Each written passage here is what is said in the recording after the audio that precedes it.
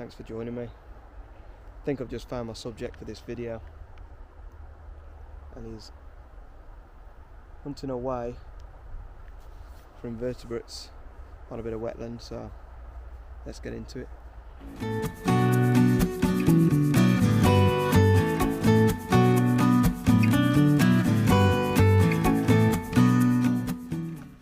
We are in the Stafford area, and a place that's quite close to me, about 25 minutes from me, and it's well known for its it can get some good species here really of wading birds. So it's just basically a field alongside the river Penk that very often in the spring, especially, and in the winter, it will flood completely.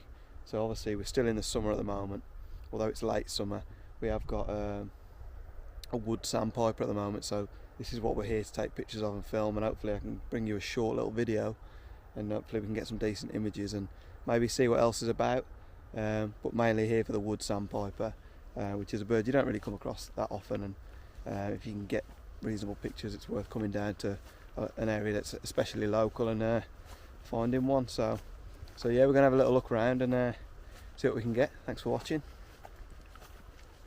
Now I'm just the best way to access this kind of area, it's called Radford Meadows. The actual the actual meadows are where the birds are and where the cows are and where these plains that flood every year is actually called Radford Meadows, and they're the meadows that flood. Now there's a BMW garage. Now there's to the right of the BMW garage there's a little walkway, really overgrown walkway, but it is gated and it is public, and it basically comes onto the canal at a certain point if you keep following it down. And every so often on the canal there's intersections like this, so you've got views of what I'll show you now. You've got views of the actual plains that flood when the river Penk, just over the far side, before you get to those houses, when that floods, this is all underwater basically, especially the other side, less so this side, but you can see it retains a lot of water. And right in the middle of the screen there you should be able to see the Wood Sandpiper.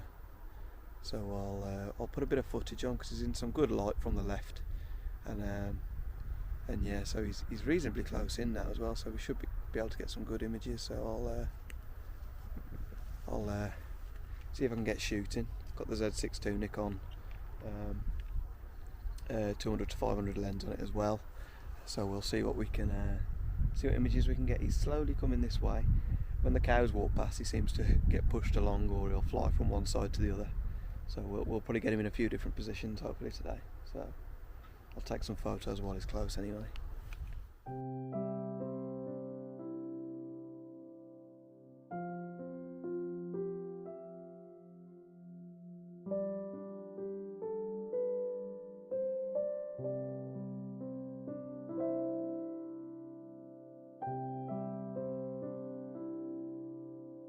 So a lot of the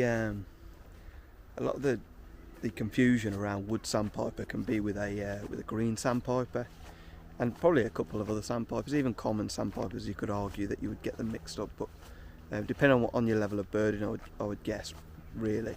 But one of the main distinguishing factors from a Wood Sandpiper to a green sandpiper is that on the upper body of a Wood Sandpiper, it's a little bit more kind of spotted, and it's a lot darker on a green sandpiper than it is on a Wood Sandpiper. And also the bird itself is actually really it's a skinnier bird and like a lankier bird as well, so the legs seem a little longer on a Wood Sandpiper.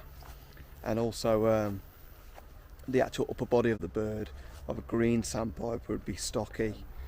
Looking over these meadows, there's a lot of lapwings now starting to congregate. So obviously in the winter, we know, in the autumn and the winter and early spring, we know that you'll see lapwings often grouped together.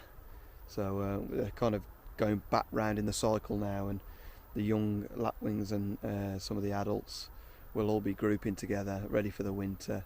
And those winter groups, as a lot of kind of wading birds do, they'll group up from after the summer breeding, and there's probably 100 lapwings here if I had to guess in the sky. So So yeah, nice to see so many of them actually at the same time as well. So yeah, cracking bird, the old the lapwings. So yeah, nice to see them.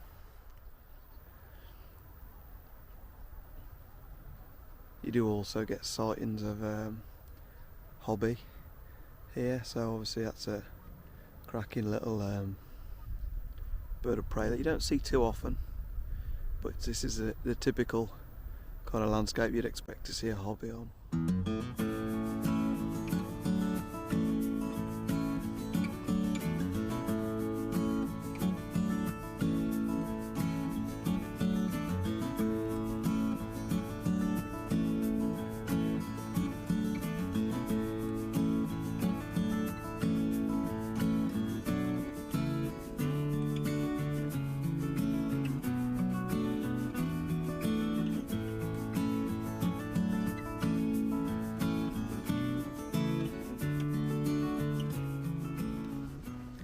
So a little bit more information on wood sandpipers. They're a species where I've just checked the BTO actually, the British Trust for Ornithology, and obviously this is an organisation that do the ringing and the surveying of birds, and literally it's such a great site to visit if you want to know anything about a particular bird, because it'll tell you everything that it knows basically on it in terms of breeding numbers and things like that, and migration patterns and things like that. So the migration pattern for a wood sandpiper is similar to a lot of sandpipers, where it'll be breeding in northern Europe, and but in the UK it typically breeds in Scotland, and it believes there's less than 30 pairs. So it could be that this bird is on migration south because of the time of year. We're obviously in August now.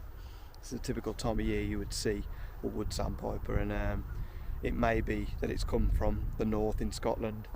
It could have been a breeding bird, or it could have just been from northern Europe and it's making its way down to tropical Africa basically. But it does spread very east, but they obviously all migrate south. Right, so I've taken enough photos I think of the wood sandpiper. Just going to head back to the side gate where we enter the canal kind of area and enter the viewing spots for the meadows where we've been viewing the sandpiper, and then just see what we can see. Really, you get a lot wider view of the meadow and the species on the meadow. So I'll give it a quick scan and we'll see what we can finish up with, and see what we can find anyway.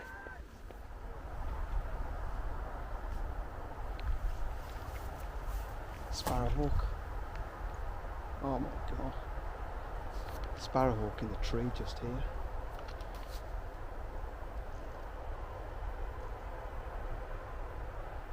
Oh, where is it though? Looks like a female.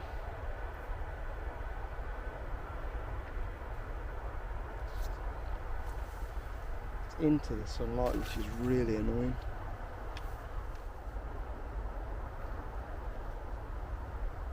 I'm going to have to go and have a look at that.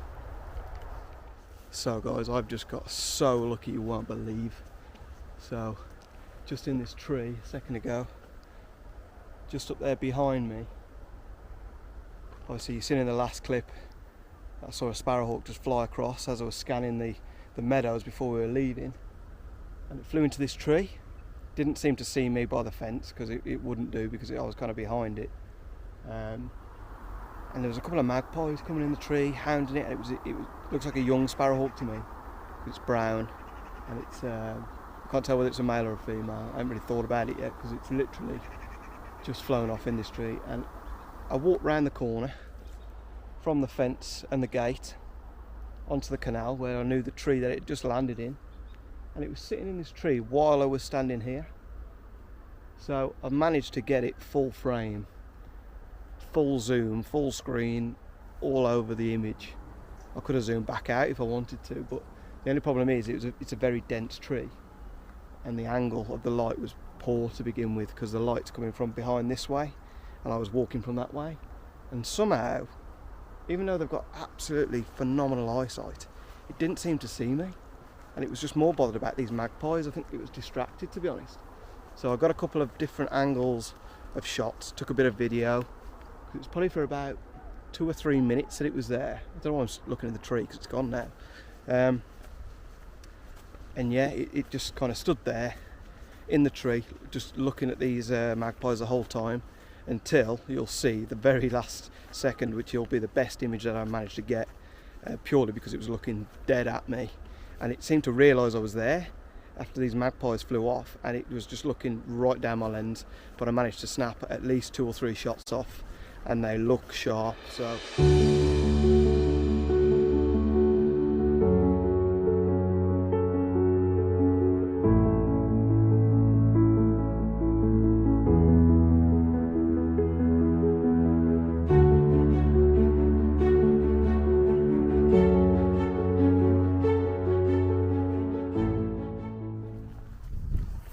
So guys, what about them, eh?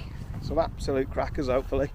Looking at the back of the camera, they look really good, so I'm optimistic about those photos. And it's great to actually take some photos, because a lot of people will take photos of sparrowhawks and they'll be in these settings where it's all kind of, you know, it's pre-done with baited hides and things like that. But that was just out of the blue, luck of the draw, right place, right time, which wildlife photography always proves, especially bird photography, always proves to be that way. So hopefully you've enjoyed the video. If you have, I mean, this was a species specific on wood sandpipers, but now it's a wood sandpiper and sparrowhawk video, but I'm not going to complain. So thanks for watching and joining me at Radford Meadows, and I'll see you on the next one. Please like and subscribe. See you later.